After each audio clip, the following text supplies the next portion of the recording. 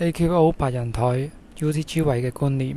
UTG 呢一個位呢，天生大 buff， 被動技能係受人尊重。前期當你 UTG 拎住 AQO 嘅時候，淨係有 raise 冇 lean， 唔會有傻 B all in。有時你會見到有啲玩家佢係直接 open jam 200BB， 唔好學佢哋。你 open 完之後，只需要尊重3個位置對你嘅 free bet。UTG 加1小慢位、大慢位。冇信心打返學嘅話，可以優雅咁樣起牌。其他位置 free bet 你嘅話，送佢哋一個 4 bet bluff， 然後 fold 俾5 bet。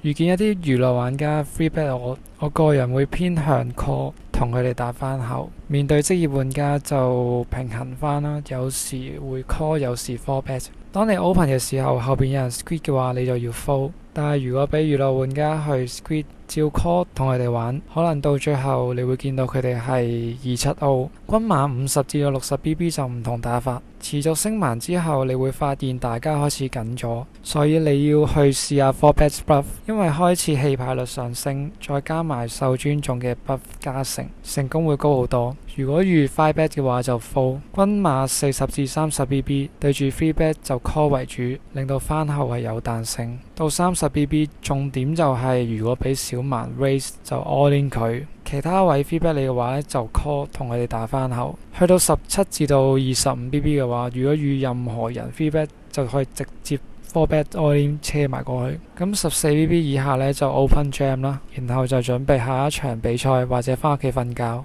你而家會唔會試下信 AQO？ 我唔信。